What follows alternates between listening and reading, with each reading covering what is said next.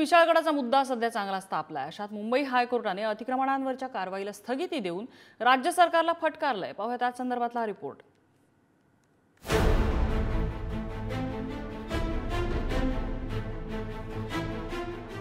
विशाळगडावरील अतिक्रमणाचा मुद्दा चांगलाच तापलाय।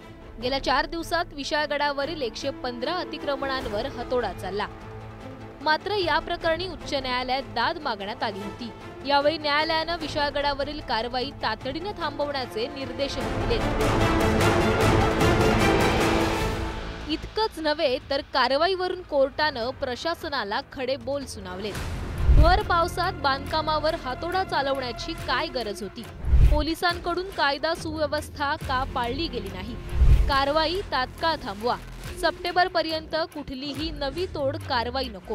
पुढील सुनावणीसाठी स्थानिक पोलीस अधिकाऱ्यांना उपस्थित राहण्याचे आदेशही देण्यात आले। महाराष्ट्रात कायदा आणि सुव्यवस्था अस्तित्वात आहे की नाही?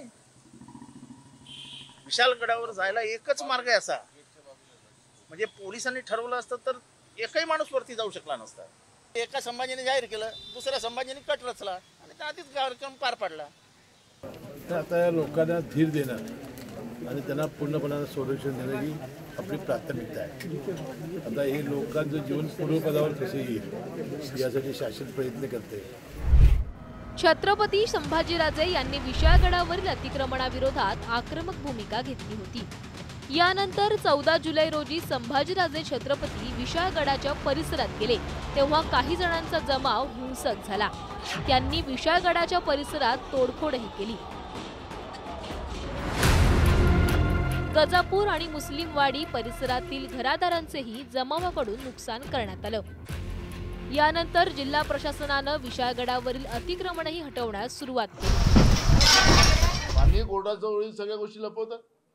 कोणी प्रशासनाने अतिक्रमण नाही काढलंय, चुकीचा गैरसमज आपला। काही जी यांच्या मानसिकतेतली जे बदमाश लोक आहेत त्यांनी हे पाप केलेलं आहे। अजूनही ते मुलजिम सापडले नाहीत। राज्याचा गृहमंत्री त्यांना सपोर्ट करतोय। हे अतिक्रमण विशाळगडावरचं अतिक्रमण काढावं। जिथे बाजीप्रभू देशपांडेची पावन खिंड विशाळगडावर जाताना लागते, अशा पवित्र गडावरचं संपूर्ण एकूण एक अतिक्रमण संपूर्ण काढण्यात यावं।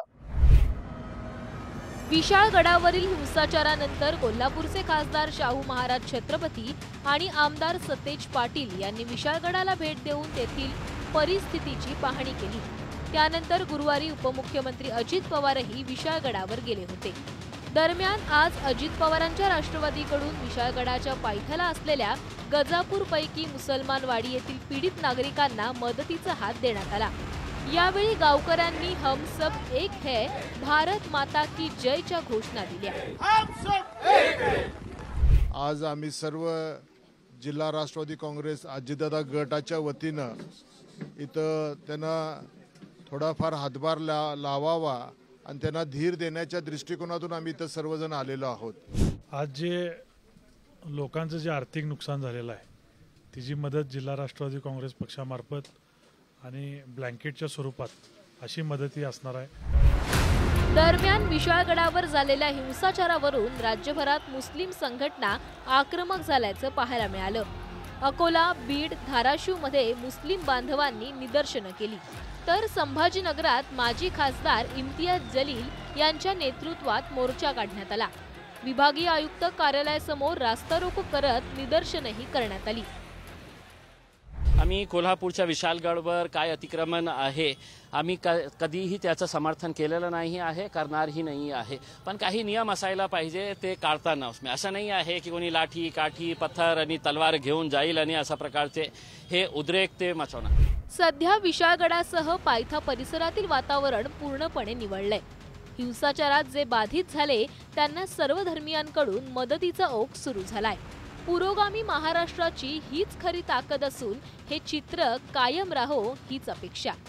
शेखर पाटील, कोल्हापूर।